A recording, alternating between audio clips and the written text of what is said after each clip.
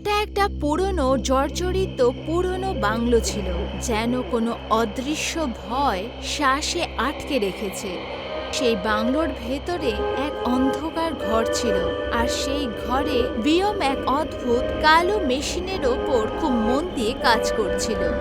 ওর কাপড় ময়লা হয়ে গেছিল, আর এলোমেলো চুল, আর ওর চারপাশে প্রাচীন ধুলোয় ভর্তি বই ছিল। হাওয়ার মধ্যে ছিলেন আর এক অদ্ভুত দুর্গন্ধ এলো। বিয়ম হঠাৎ সেই ফেটে যাওয়া জর্জরিত বইয়ের মধ্যে কিছু খুঁজছিল। কিছুক্ষণ পর ওর এক পুরনো আর ভয়ানক বইয়ের দিকে গেল, এমন একটা বই যেটার খোলার কেউ অনেক দিন ধরে অপেক্ষা করছে। ও তার পাতা উল্টাতে লাগলো, আর ওর আঙ্গুল একটা পাতায় আটকে গেল। পাতার ভেতরে এক রাক্ষসের আকৃতির ছবি ছিল, এত বিচ্ছিরি, এত ভয়ঙ্কর, যেন ওই চিত্র অন্য কোনো পৃথিবীর সত্যিকারের জীব। বিয়মের ঠোঁটে এক রহস্যময় হাসি এলো, এক পাগলামিতে ভরা হাসি।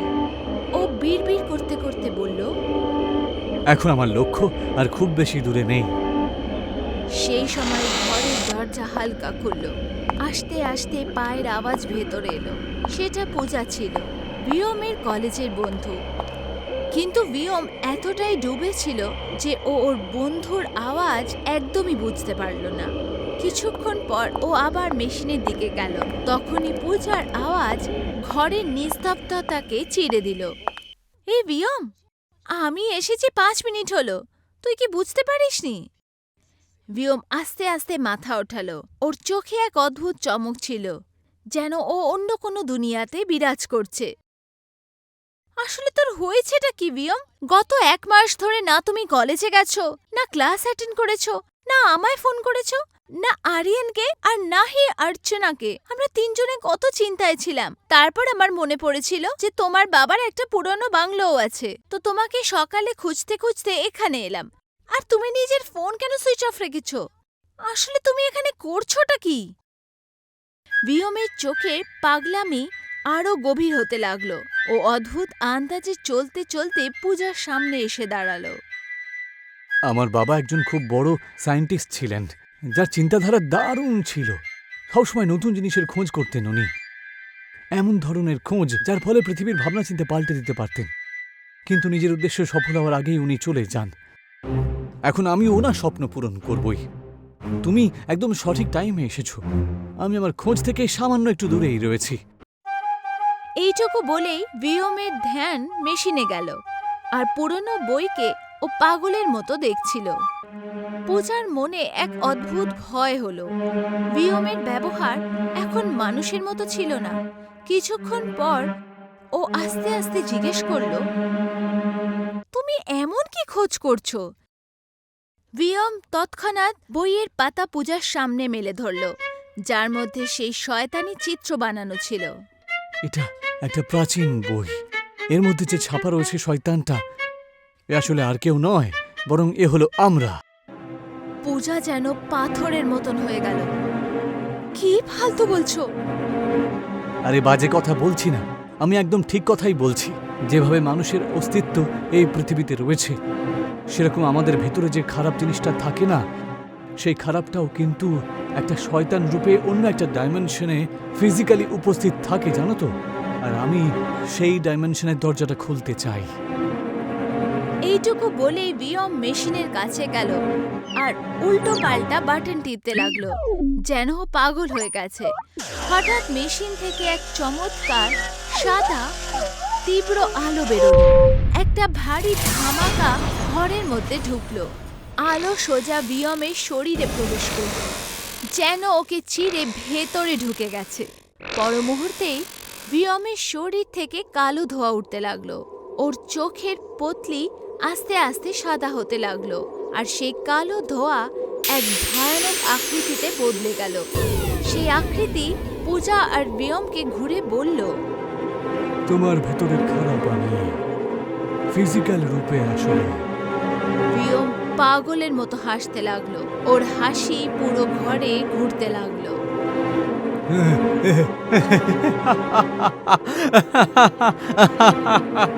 আমি আমার উদ্দেশ্যে সফল হয়েছি। এবার আমি পুরো দুনিয়াকে পাল্টে দেব। পর মুহূর্তে সে ভয়ানক আকৃতি পূজার দিকে এগোলো আর ওর গলা ধরে ফেলল। পূজার চিৎকার ছুটে গেল, ওর চোখ ভয় ফেটে গেছিল। বাঁচাও, বাঁচাও, বাঁচাও! বেওম, বেওম, বেওম! বেওম ঘাবড়ে চিৎকার করলো। আরে এটা তুমি কি করছো? ও আমার বন্ধু। ওরে বোকা, আমি যখন তোমার মনের ভেতরে ছিলাম তখন তুমি আমায় কন্ট্রোল করতে পারতে, কিন্তু তুমি আমাকে ডাইমেনশনের দরজা দিয়ে বাইরে বের করে নিয়ে এসেছো। এখন এখানে আমি আমার নিজের ইচ্ছে মতো সবকিছু করতে পারি। তার পর মুহূর্তে ওর নিজের লম্বা ভয়ানক দাঁত পূজার গলায় ঢুকিয়ে দিল। পূজার শরীর কিছুক্ষণের মধ্যেই সাদা হয়ে গেল। ও শেষ নিঃশ্বাস ত্যাগ করলো আর মাটিতে পড়ে গেল।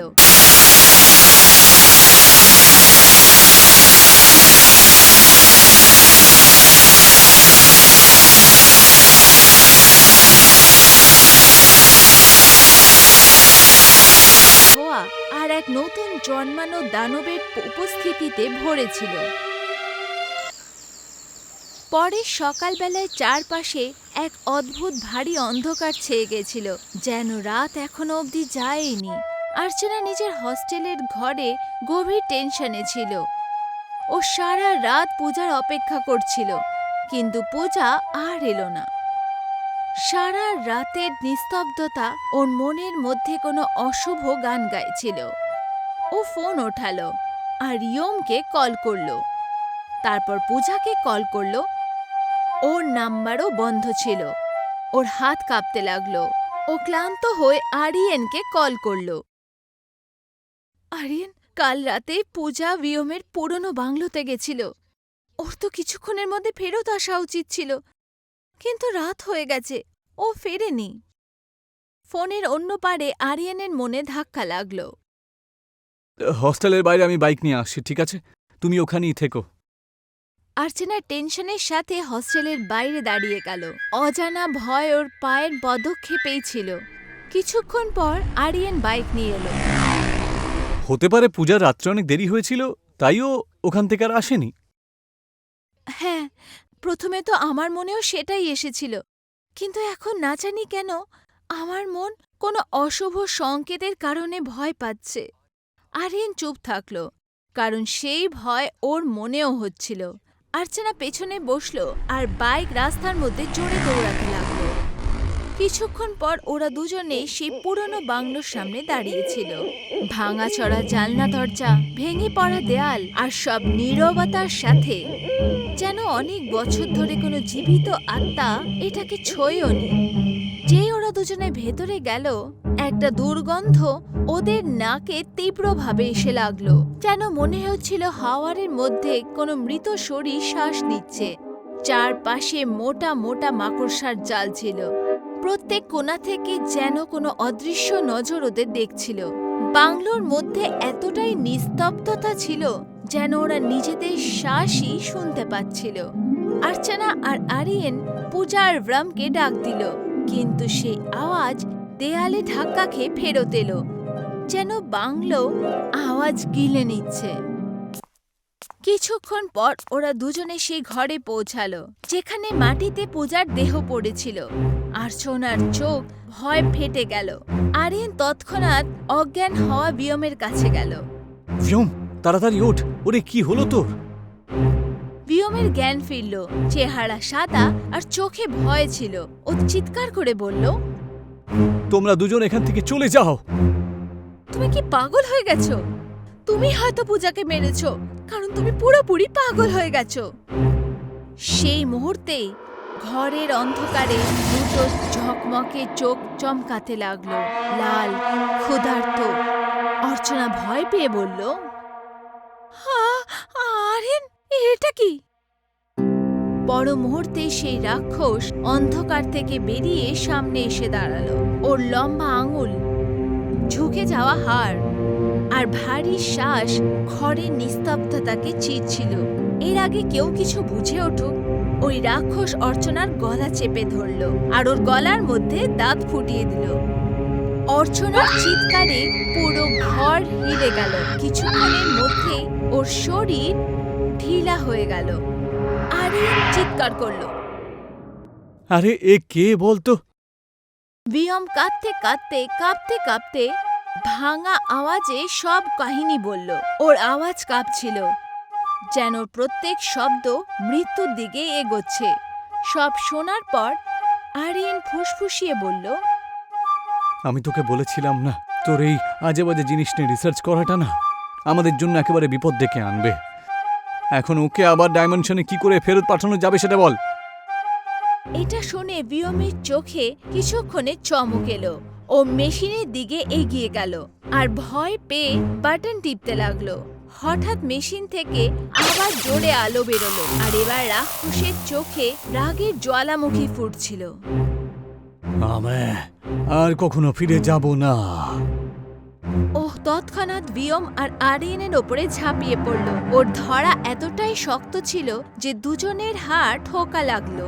ওদের চিৎকার বাংলোর অন্ধকারে খুলে উঠল, আর পর মুহূর্তেই দুজনেই নিঃশ্বাস ত্যাগ করল। রাক্ষস আলোর মধ্যে মিলিয়ে গেল আর মেশিনে এক ভয়ানক বিস্ফোরণ হলো। পুরো ঘর উড়ে গেল আর চারপাশে শুধু নিস্তব্ধতাই ছিল। কোনো চিৎকার নয়, কোনো শ্বাস নয়, শুধু মৃত্যুর গন্ধ। দরজা নিজে থেকেই বন্ধ হয়ে গেল। দেয়ালে সারা চিৎকার যেন গিলে ফেলল।